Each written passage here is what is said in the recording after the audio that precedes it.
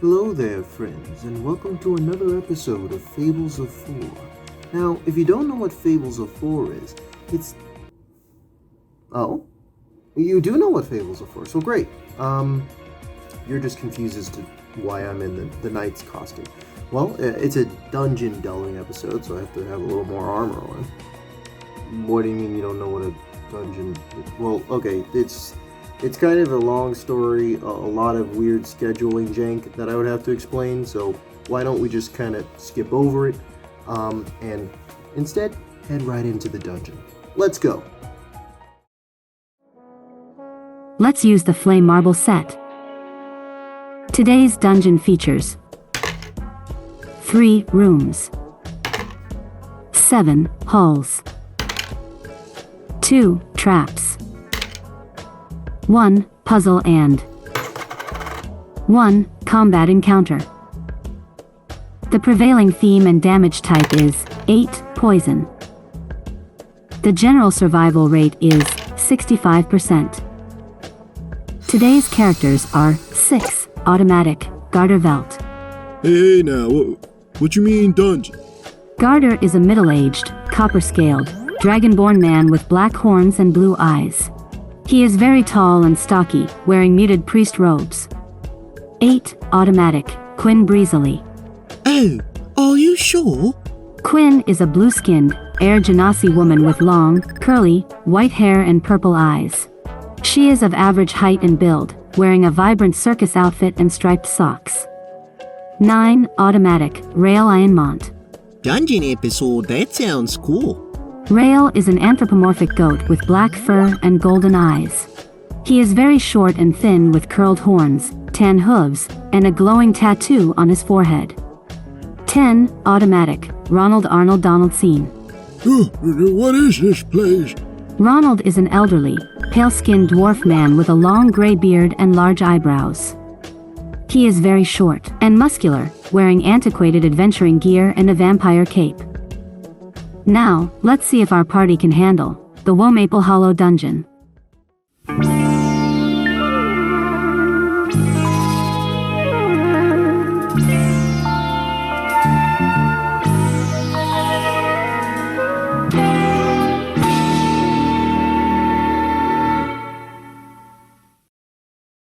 After an hour of squelching through swampland, Rael almost getting swallowed whole by the marsh, Garder spots who they have been looking for. A young woman sits alone, her back to them. Small birds and lizards have gathered to listen to her song. The priest ducks behind a mass of roots, as does Rael. Spot another alligator? No, I think I just got a glimpse of your lady. Levon? Really? Yeah, about 100 feet out. Rael peeks up from their cover. The flautist is perched on a half-sunken boulder, swaying as she pierces the air with her cheery fife. The animals around her seem enraptured. From this angle, Rael can only see a blanket of curly white hair and 2 knees in striped socks. Rael lowers back down and frowns. Maybe we got the wrong lady? I don't remember Levon ever playing the trumpet. That's a flute, Rael. Oh yeah, that neither. Well, the townsfolk said there was a pretty young woman with fluffy white hair by a big old woemaple tree. I don't know anywhere else we're gonna find all that. And Levon is a pretty young woman with fluffy white hair. Guess it wouldn't hurt to ask. Ooh, hold on now, Rael. Ain't Levon also an archdemon that turns people into animals? Yeah, but she's really nice, don't you worry. Rael merrily makes his way over to the flautist's boulder. Garder, baffled, stays in the hiding spot for a bit longer before begrudgingly following. The woman's performance slows to a stop as her audience trickles away, startled by an approaching pair. She turns, jumps, and blinks. Well, I've seen a lot of things, but a goat walking on 2 legs is surely a first. I get that a lot. And you talk, too. How delightful. Is that your friend coming up here? Garder approaches and nods nervously. Yeah, great guy, really. Hey, Garder. False alarm. It's not her. Garder's shoulders relax and he closes the distance with confidence. Oh? I'm not who? There's this lady I'm looking for named Levon. She's got hair like yours, but different color eyes. Ah, well, sorry. I really do hope you find her. Oh, thanks. Hey, mind if I sit here for a little and listen to you play? Oh, are you sure? I was just practicing. I'm not very good. I don't really know a lot about trumpets, but it sounds good to me. Flutes, Rael. And hey, I wouldn't mind sticking around for a bit too. Maybe even have a lunch. Well, all right then. The woman hesitates, a little nervous. Say, I never caught your name. I'm Qynne, by the way, not Levon. And I know he's Garder, but who are you? I'm Rael. Rael Einmont. What a brilliantly musical name. Very well. This next one is for Rael Einmont and Father Garder. Qynne closes her eyes, raises the fife to her pursed lips, and then suddenly stops, her eyes shooting open. Oh, crap biscuits, I'm so stupid. Oh no, what's wrong? There's a man in there that I needed to go get help for. Oh, a man where? Slow down now. Right, so I was coming out here to practice when I saw this man, very short, very well dressed, going to that big tree there. He's been in there for at least 20 minutes and I haven't heard anything. The three gaze at the ominous charcoal black and green-orange tree looming above them, its branches drooping like a willow, the smell of rot and wet paint seeping from its crusty pores, sap oozing like pus from the cracks of its bark. He went inside the tree? Was he like a gnome or something? I don't think nobody living in no Woemaple tree. That thing looked haunted as hell if you ask me. Oh, well that is a Woemaple, isn't it? Poor man might be dead already then. Oh no! Why do you think that? Woemaples produce poisonous sap. Not as strong as nightmare jade, but it's no toy either. 3.5 teaspoons could kill an orc, you know. That's a oddly specific measurement. Give or take a teaspoon. Let's at least check up on him. Rael dashes over to the base of the towering Woemaple. Qynne and Garder follow. The tree is far more intimidating up close, with a trunk about 90 feet in diameter and massive vines drooping down like jellyfish tentacles. A door has been carved into the trunk, and a little placard stands next to it. What's this? Woemaple Hollow Dungeon? Oh, that must be why the townsfolk gave us such good directions. This is some type of attraction. At least it has an inspection schedule. It's quite a few months old, though. Hold up. Desmond Johnson inspected this dungeon. Oh, you know him too? Yeah, really cool guy. Always super prepared. Well, looks like I'm part of the popular crowd now. Qynne and Garder read the placard some more. Rael inspects the door. Oh, well that's quite dreadful, isn't it? 65% survival rate. Hold on now. What's that mean? 65%? So that's like... Yeah. That means if 100 people go in, 65 make it out. Yes, so then if 3 people go in, what's that? Only 2 coming back? They frown at one another. Well, nah, 'cause look here. Main element poison. I got a spell that can protect us from that. Is that so? Yes, ma'am. And if y'all get hurt or sick, I can heal you right back up. Brilliant. It also says here that there are only 3 rooms, but 7 halls. How does that work? Not quite sure. 4 hazard areas, too. Make sure to stay on your guard now. Hey, you guys. I think the door's unlocked. Rael cautiously nudges the wooden door, and it swings inwards a little. All right then. Let's go see if that little man is still alive. Rael bumps the door open all the way. The 3 are met with a twisting, gnarled stairwell made of old planks and warped roots. It descends into the belly of the earth, filled with warm darkness and an almost alchemical stench. Blimey. I thought there'd be a little more light down there. Oh, Garder, you could use your drift globe, right? Remember, like at the brothel? Qynne raises her eyebrows. Nah, I traded that in for this amulet a couple towns back. Let's see. I got some candles in my priest pack. Maybe we could light some of those. Got a few candles myself. If we each hold 2, that's 6. There should be plenty of light.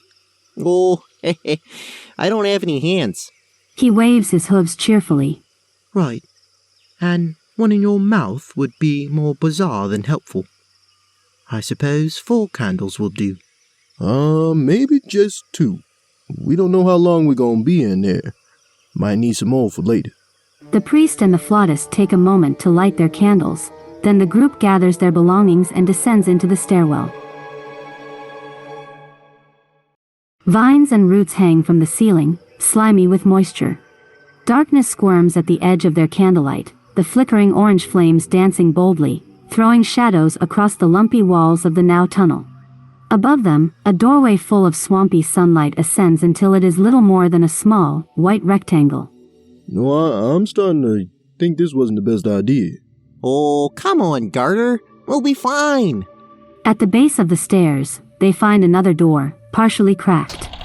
Candlelight reveals a large chamber 30 feet across, made entirely of roots and dirt. Qynne spots a visitor guest book on a pedestal, with slightly old parchment and ink. Oh, look. They've got a little log. A little log inside a tree? Girl, what you talking about? It's a cute little guest book to sign our names. Can't write either. Oh, don't worry, I'll write our names down. Do you have a surname, Garder? Rael. Rael Einmond, Garder Veld, and Qynne Breezily. And a couple of hearts and stars for good measure. Is that little man's name on there? I'm trying to keep this as quick as possible. I can't tell. These entries are like chicken scratch. Alright now, let's hurry up and find them then. Garder nervously shuffles, waiting for someone else to make the first move. Rael, despite having no candles, picks up on this and trots up to the next door. This one is heavy and black, made of wood that gleams in the flickering candlelight. Hold up, Rael. I think now might be a good time to put up the poison protection. Sounds good to me. Smart thinking. Garder waves his hand thrice, and each time, a faint cloak of rainbows stitches itself together from the halos of the candles, wrapping itself around a party member. When the spells are complete, that pungent odor seems to be less present. Alright now. Those won't no cheap spells, so don't be running around here getting hurt and carrying on. I can only heal you but so much. Sure thing, Garder. And thanks. Yes, thank you. Garder smiles to himself as Rael nudges the door open. Candlelight spills on a collapsed figure, a nigh ancient dwarven corpse lying in a heap at the goat's feet. Right as the sight registers and panic begins to arise, the figure stirs. What? Oh, hey there, guys. Long time no see. The group looks at one another in confusion. Oh, I don't believe we've met before. Is he another one of your friends, Rael? Hopefully in the near future, but I can't say I recognize him. Could you refresh us on your name, sir? Oh, thank goodness you guys don't know me either.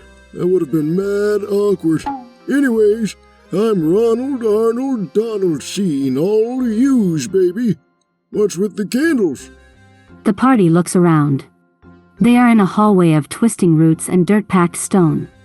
Tiny mushrooms sprout from the walls in areas, glowing faintly green like fireflies in the humid darkness.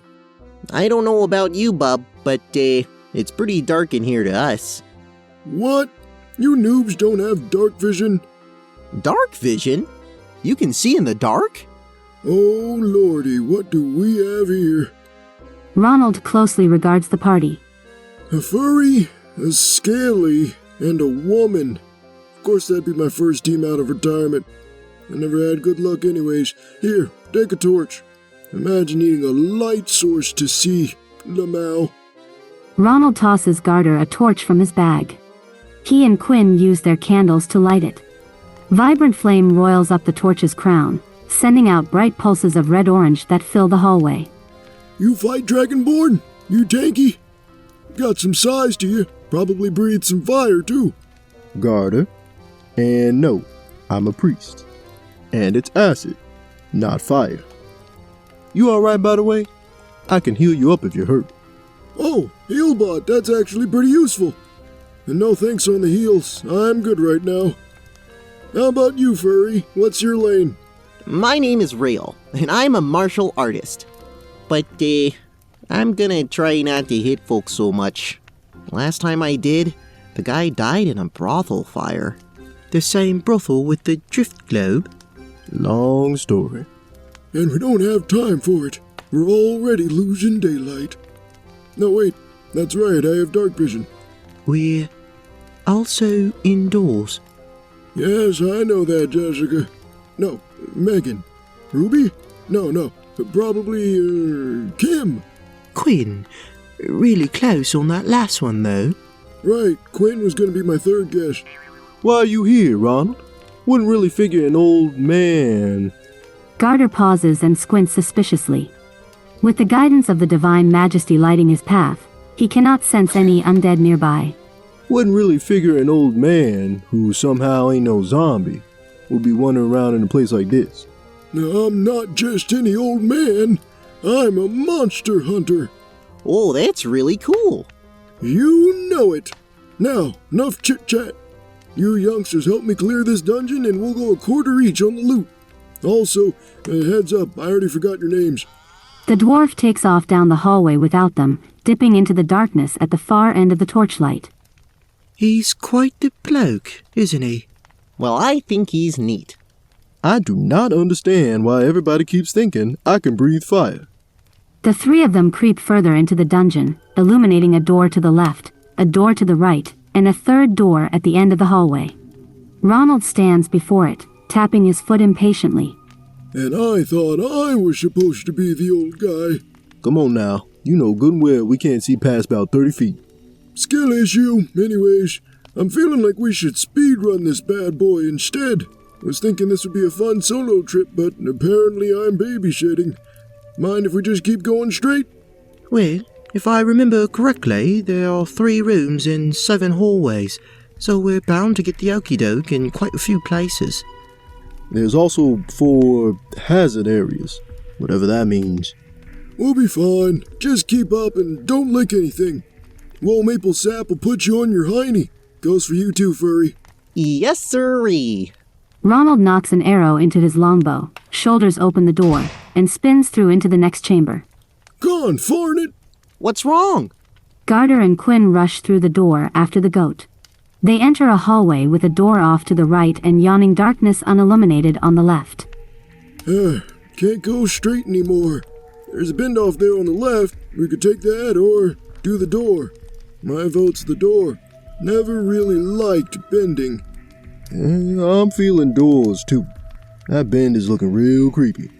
I mean, if you want, I can go around the bend and take a look. You need a torch for that, remember? Oh, phooey. Curly's right. Best we stick together. Let's roll. Ronald starts off and the party follows.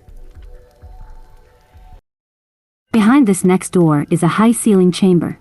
Off to their right is another wooden door. Ahead of them is a heavy stone door with a lever nearby, and to their left is a massive set of bronze gates, covered with crawling vines and glowing runes. The forest designs along its face spiral and culminate at an empty square slot in its middle.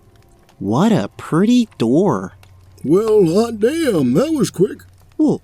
Did we finish already? No, but the end of the dungeon is definitely behind that sucker. You learn these things after a couple centuries. Looks like there's a big key or something that goes in there. Probably not in this room. We're gonna have to backtrack or start searching. Oh, wait, I've got an idea. I could create a key with a little bit of music from my fife here. That's like my whole thing, music magic. Well, that's super neat, Qynne. Oh, quit it. It's not much, really. Don't bother. We don't know what the real key looks like, and whenever you try to mess with doohickeys like this one, that's when they start throwing traps at you. I'm not trying to get ratioed by a literal door. Qynne deflates. You're right. It probably would have gotten in the way. Hey, it was still a good idea, though. The flautist gives the goat a small smile. Cringe. Anyways, somebody want to try that door, or is it safe to say we're going through the wooden one? Ronald points at the stone door with the lever. The alchemical smell, even dampened by Garder's protection, is far stronger here. The roots of the ceiling above this door are significantly moister and more haggard. There is a large, cone-shaped stain on the ground before it. Garder notices that it isn't a stain, but rather, shriveled and blackened ground. A skeletal arm hangs from the lever, its hand forever frozen around it. Nah, we good. Agreed. Yep. So, the wooden door's next, Ronuld? Pretty sure, since it faces the way we came in. Probably best to circle around to the front. Start coming through that way. Ronald foots open the door and raises his bow, then lowers it. Yep, this one has a bend. It'll probably lead us back to the main hallway. The party follows Ronald out of the gate room and into the cramped side hall, which is less of a hall and more of a mildly parted tangle of vines burrowing through the dirt. It seems to narrow as they progress, Garder having to be extra careful with his torch. Around the bend is a short segment and then a door. Ronald shoulders it open, and he and Rael spring inside. See? Called it. This is the first hallway. I can barely see a thing. Garder steps through the hallway after Qynne, illuminating the familiar central hall. The torchlight reveals the guest book room on the left, a door opening to a black void on the right, and another door in front of them that is closed. Huh. Looks like this door goes in the same direction as the bend we didn't pick earlier. Think it'll loop us to the same area? Yep. Ready? Just 1 second. Don't you think it's weird we've been breezing through here? I thought this was supposed to have a 65% survival rate. Nothing's really been that hard. Well, I think we've been in maybe 2 rooms in only half of the halls. And I'm pretty sure not choosing to goof around in that save room did us some favors. But sure, I see your point, Scaly. I like my odds coming around a bend over opening a door. Wouldn't that directly contradict what you said like 5 minutes ago? Huh? Sweetheart, you thinking I remember what I said 5 minutes ago was your first mistake. Ronald trots off toward the right. The party looks at one another, concerned. Are you sure we should keep following him around in this dungeon with his failing memory and whatnot? The exit is just to the left, you know. Oh, we can't leave yet. We haven't even found that little guy you were talking about. Rael? Ronuld is the little guy. Garder and Rael look at each other. Oh, I see now. I see. Okay, that makes sense. Are you two being serious? Shoot, if I had known that was him, I would have been gone. Ready, Rael? Rael frowns. I want to stick around and make sure he gets out okay. Sure, he may be a little sour, but he's probably gonna get hurt on his own. Well, I'm not just gonna leave you down here, Rael. I couldn't live with myself if y'all died or something after I left. Blimey, you've got the torch, so I guess I'm stuck. You two boneheads better keep me safe. Of course, Qynne. I've got your back. Yeah, don't worry. We'll be alright. We better be. If I die here because of this mean little man, I'm going to haunt you two forever. And I'll play my absolute worst pranks on you. It will be quite dreadful, really. Truly a horrible fate for us. Huh, Rael? Oh, I don't know. I've never been haunted by a friend before. Sounds fun. You're a peculiar one, Rael. You've got to tell me your story sometime. Sure, I'd love to. The three of them jump as the door swings open and a gleaming arrowhead appears from the darkness, wielded by a ghastly specter with a bow. Blimey, Ronuld! Hot damn, you noobs almost gave me a heart attack. Now how the hell you get on the other side of the door? That's what I'm trying to figure out. I thought you guys were right behind me. We went around the loop and everything. No, Ronuld, we've been here the whole time. Oh, you don't have, like, invisibility or something? Well, I do, but I haven't cast it yet. Guess that makes sense. I was wondering why you guys weren't responding to my questions. Anyways, the bend just loops around this hallway, so we've almost cleared the place. Come on, kids. The party follows Ronald into the hallway. After walking past an open door and an empty hall on the right, they reach a dead end. There is a wooden door on the left and another stone vault door on the right, this one without a lever. They ain't even bother putting a lever on this one. How are we supposed to open it then? Guessing we'll figure out once we open the wooden one. It's the only door left that we haven't opened in this place. Excluding that first lever door. And those pretty gates. And any additional doors we ain't seen yet. Just shut your pie holes and get ready, will ya? The dwarf knocks open the door and raises his bow. The first thing everyone spots is the water glimmering below, nearly glass smooth in the quiet of the dungeon.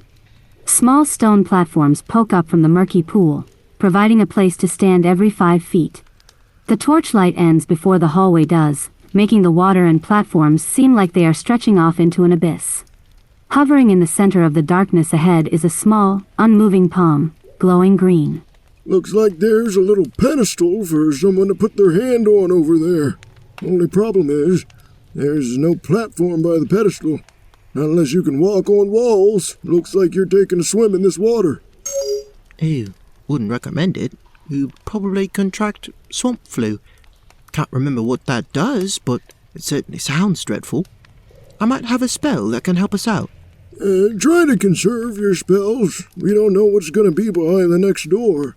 Oh, no worries. I can make this. I'm a great acrobat.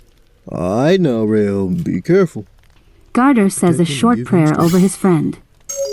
Rael darts off into the hall with an impressive display of dexterity, leaping from platform to platform with mesmerizing grace. He reaches the last platform within the radius of Garder's torchlight before abruptly stopping. Oh, right. I don't have dark vision. Confound it. Alright, get back over here. The monk has no problem returning to the party. Okay, girlie. What was that spell you were talking about? Well, this bandor on my back here can cast a few spells of its own once per day. One can even make you fly. Whoa, really? That's super impressive. Oh, no, it's the bandor's magic. It's not mine. Either way, you're saying that's a once-a-day thing? Seems too valuable to use here.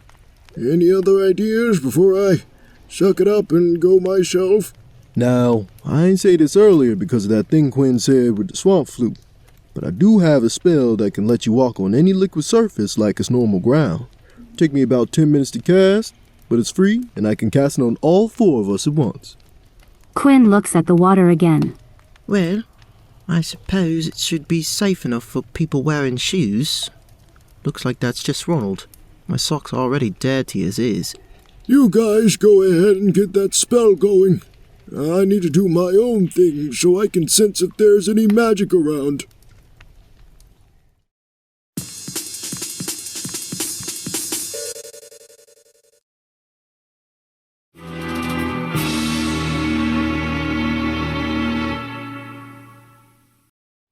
Garder and Ronuld cast their spells through ritual means, a method that is much easier for them magically.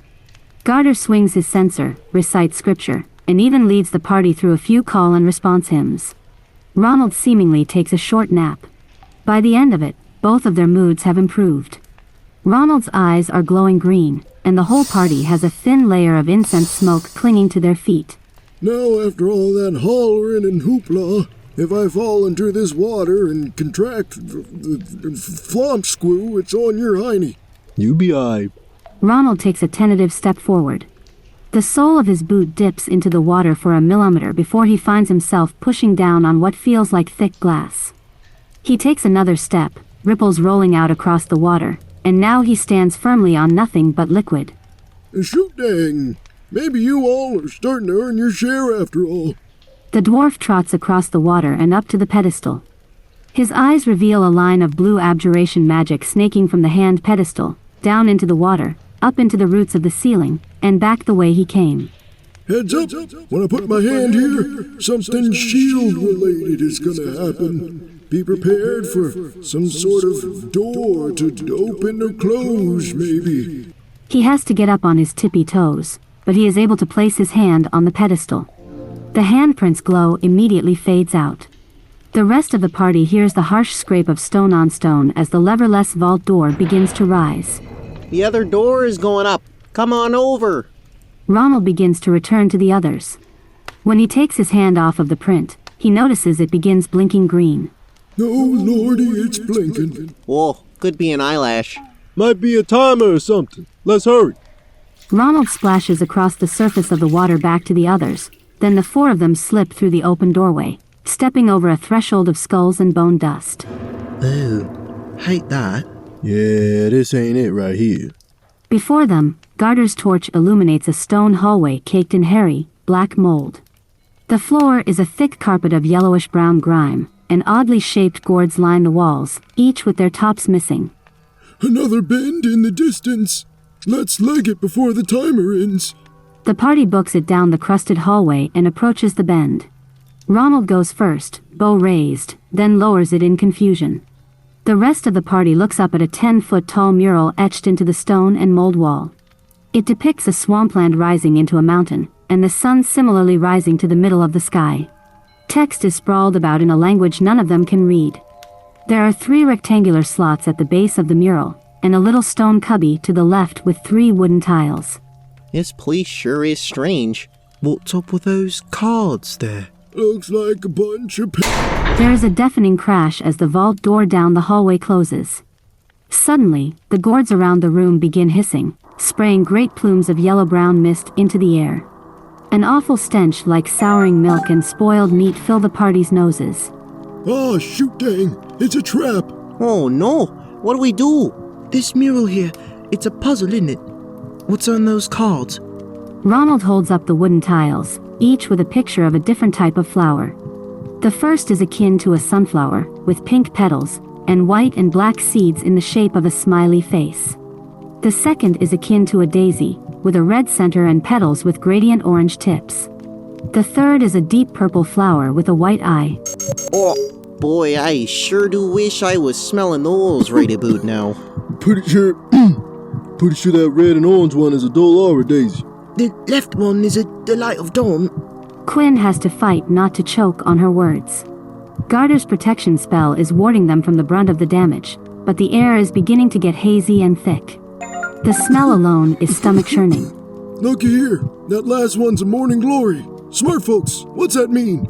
Oh, it's definitely not me. Qynne and Garder look at one another. Dolora daisies, Dolora is the goddess of the sun. We've got a sun diagram like the sun is rising. 3 slots, plus flowers that go dawn, morning, and what's the Dolora daisy? Noon. That's supposed to be the zenith of her power. Qynne begins holding her breath, but nods in approval. Ronuld, not hesitating, inserts the cards into the slots. The Delight of Dawn on the left, the Morning Glory in the middle, and the Dolora Daisy on the right. There are a series of clicks, and then the diagram of the sunrise pops out of the mural. Ronuld pulls on it and it comes loose, resembling a plate with a square peg on the end. We got our key. Let's book it. They turn and are met with an opaque tan cloud. The hallway has filled with poisonous gas, and the gourds continue to pump more into the air. The party runs through the gas. The thickness of it, coupled with the tears beginning to prick at their eyes, makes it difficult to see. Their stomachs roil and bubble, nausea fading in and faint pain starting to pinch inside.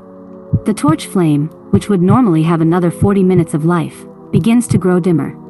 Qynne is still holding her breath, but the rest of the party get a hallway's worth of gas by the time they reach the still shut vault door. Oh, confound it, now what? Look for a keyhole.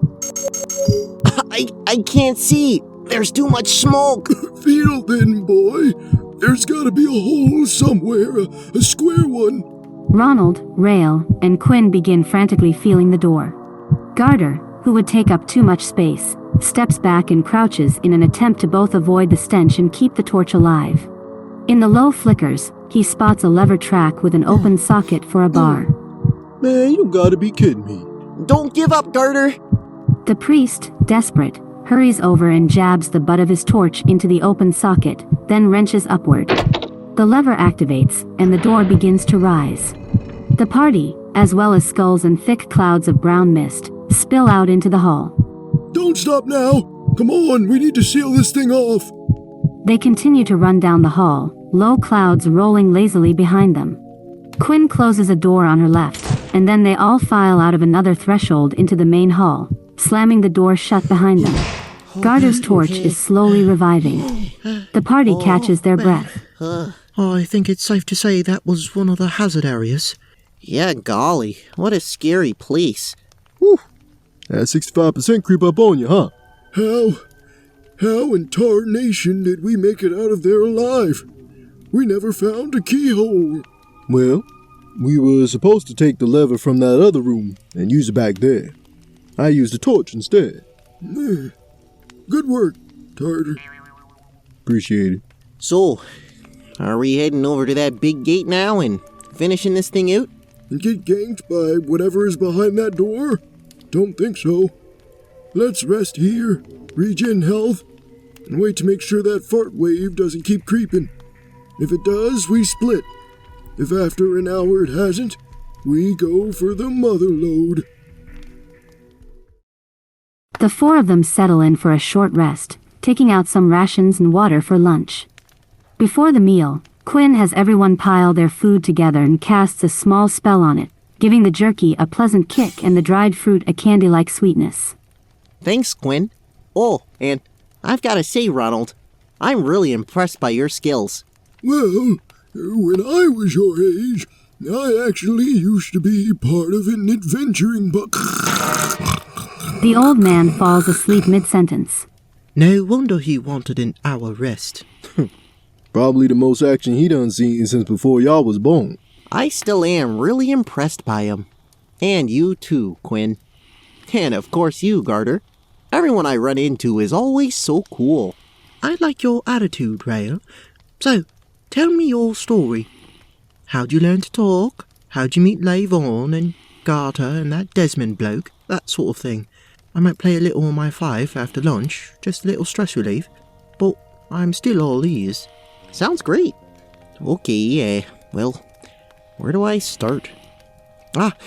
Just so you know, I actually used to be a halfling up until about 4 or 5 years ago. Really? Yep, used to live up in Roundtilly, up in Ysbora. I was a pretty big hotshot. Rich parents, had a job as a city planner working for this expanded town. Even ended up getting my crush from Academy as my fiancé. Oh, well that sounds splendid. Oh, it sure was. It sure was. But then I met Levon. The one who looks like me? Not really, just similar hair. She was a project manager for this brand new and really well-reviewed engineering firm. They were gonna put up an aqueduct in the town. Would have helped us expand like, well, I don't remember the numbers, but a lot. Very cool. Yeah, well, city council didn't think so. The local church didn't like Levon or her company. Thought something was fishy, like a too good to be true thing. Of course, I thought they were a bunch of superstitious hosers who didn't want change. Nothing against you, Garder. You are, Rael. So, what happened next? The local church and the rest of the city council pretty much had a voting match to a standstill. It was up to my office to make the final call. Eventually, my boss decided against the bid. And since I was working so close with her, I was supposed to deliver the bad news to Levon. But, well, she was quite the persuader. A guilt tripper? No, she appealed to, well, my more carnal side. Rael, no! What about your fiancé? I was a broken man back then. A material man. Thought I was on top of the world. My fiancé never even crossed my mind. How brutal. It gets worse. Levon said she'd gladly, do stuff for me if I helped her forge my boss's signature to approve the project. Oh my! Rael. Rael nods with disappointment in himself. Morning after, I woke up to this body and this tattoo on my forehead. Of course, I had to leave everything and skip town. Heard about a year later that the town ended up turning into this crime hotbed, biggest in Roundtilly. They said the water was making people crazy. All my fault. That's horrible. Where did you go? Well, not many places want a talking goat with a glowing tattoo on his head. Wandered around for a bit. pretty much trying to stay off the menu. Started off okay, but then, after being treated like an animal for enough years, and looking at your reflection only to see one, you start to believe you're not a person anymore. Eating dirt and grass, drinking out of horse troughs, sleeping outside, no fingers or thumbs to hold stuff. She even took away my ability to read. My mind always feels fuzzy, and I can't...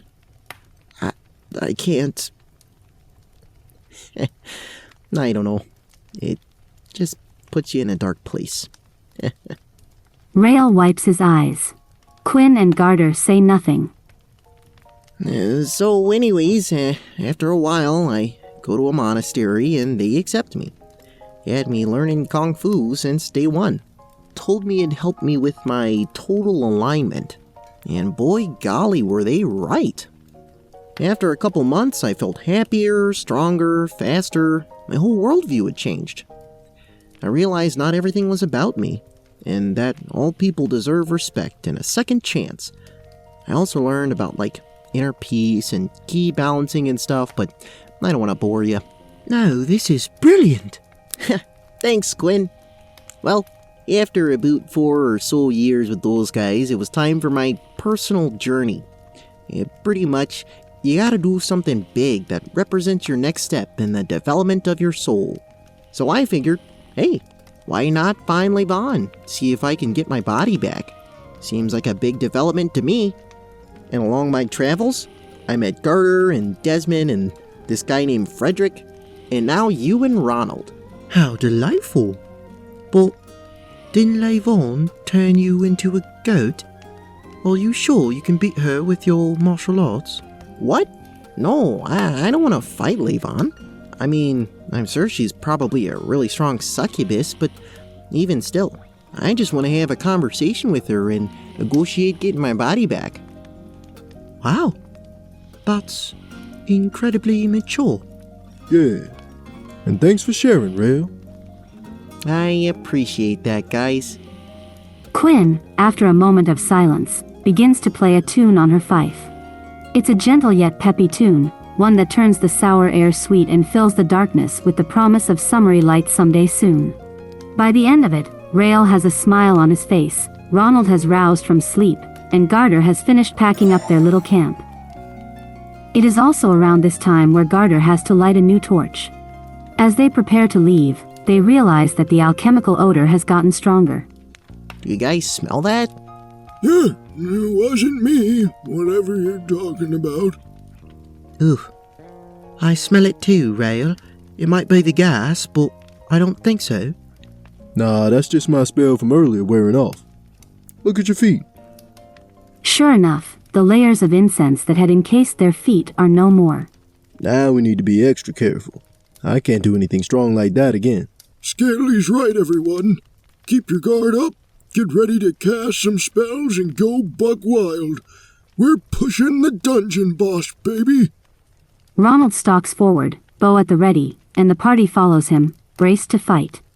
After a right turn and a short walk, they are in the chamber with the bronze gate again. Everyone glances at the stone vault door but doesn't approach it.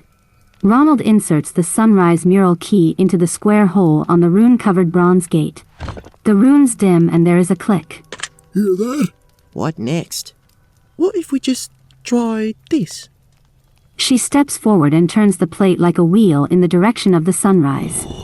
Several more clicks and slides emanate from the main gate. Then the runes lose their glow and the twin doors begin to slowly roll open.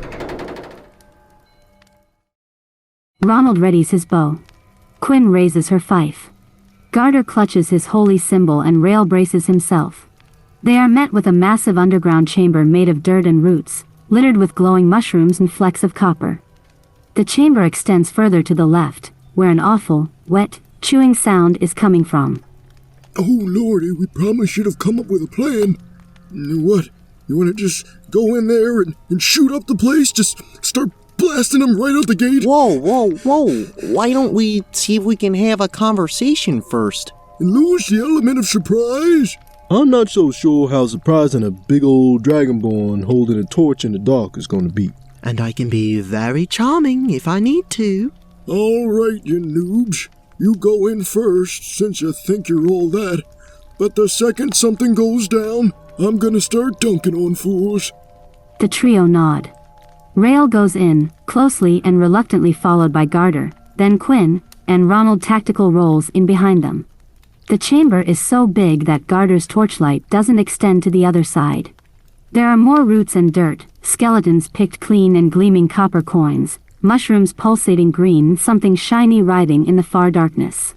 Hot damn, those are the biggest centipedes I have ever seen. I do not do big bugs. Centipedes? What else do you see? The chewing stops, and there is an inquisitive grunt. Suddenly, a swift brushing sound in the dark, a click of a lever, and the bronze gates slam closed. Something very big grumbles and stands. Oh, we're about to get our hams steamed. He takes a handful of arrows, throws them on the ground, and then casts a spell. He speaks giant? I speak giant. Well, for crying out loud, what is he saying? Before Qynne can translate or reply, a disgusting figure lunges into the torchlight. A vaguely humanoid blob of flesh, fist-sized pimples sloshing with pus and poison welted up on its flesh, its yellow, watery, jar-lid eyes gleaming with malice, blood-caked jowls parted to reveal razor-sharp fangs.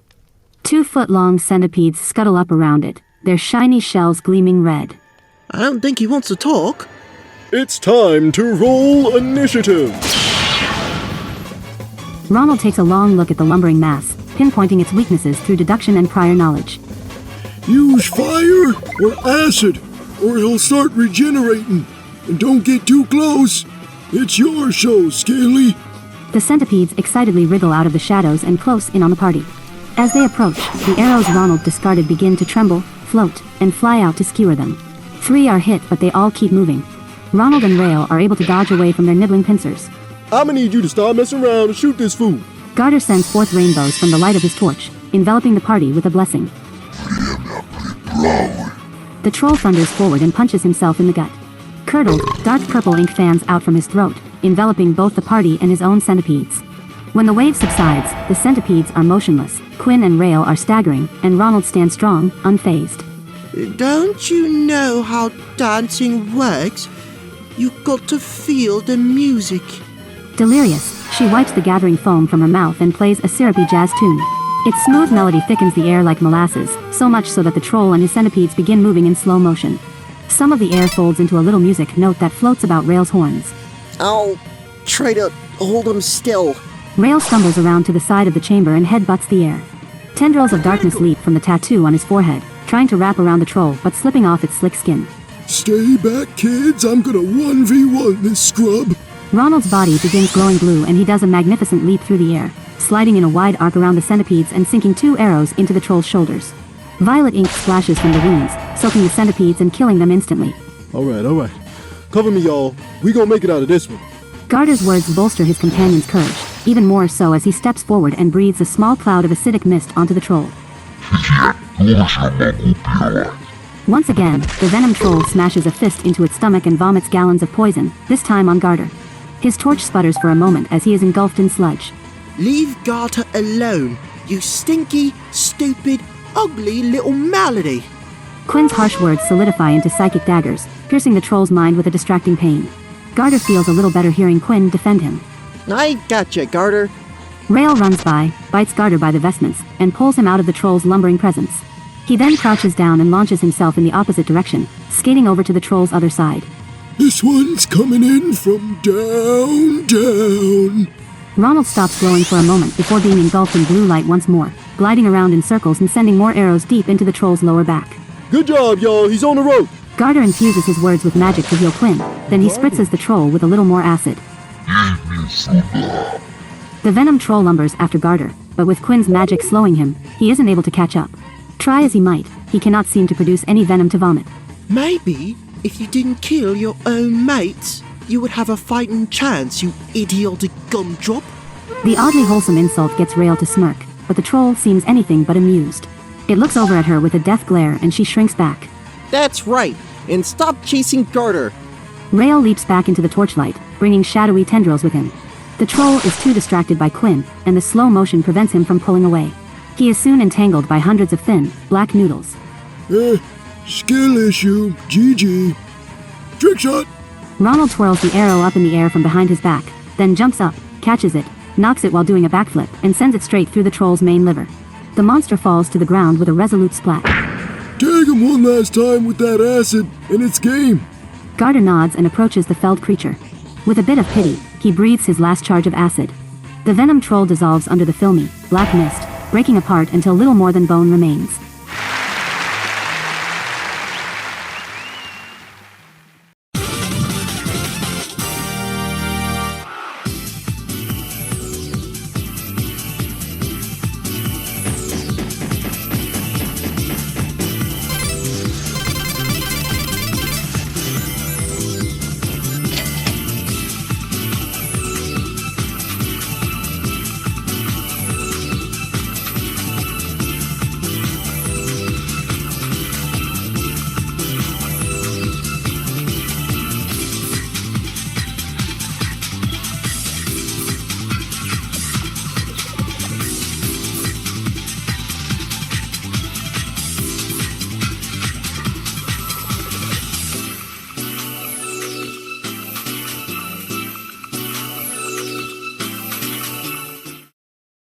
Well, that was quite fun.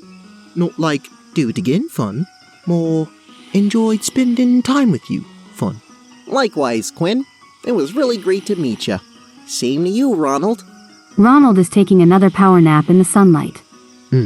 Never used my breath as an attack before. Felt weird. You did great, Garder. Yeah, without you kicking tail, it would have been his lunch. Thanks, all. I think we all pulled our weight pretty well in that one. Ronuld suddenly stirs. You're not Sphere? Oh, it's you guys again. Want to go back to town and split the loot over a winter dinner? Ronald's treat. Dinner ain't for another 4 hours, but sure, I'm up for it. A free meal with a nice lord. Think I'll say yes to that. Oh yeah, let's go!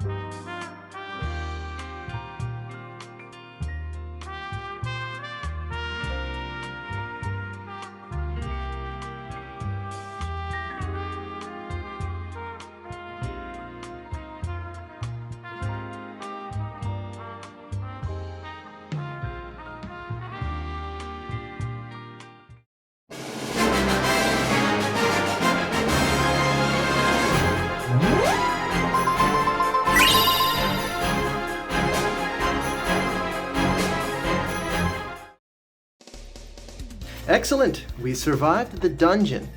Don't mind the rumbling in the background, that's just the entire building collapsing from our awesomeness. So now that we made it to the end, let's celebrate with some comments. I bet the crows were so scared. They were incredibly terrified during all of the last episode. None were harmed in the making of the episode, but they were very scared indeed. Also, this is my formal petition for a Ghoulia and Damon Chaos Twins spin-off series.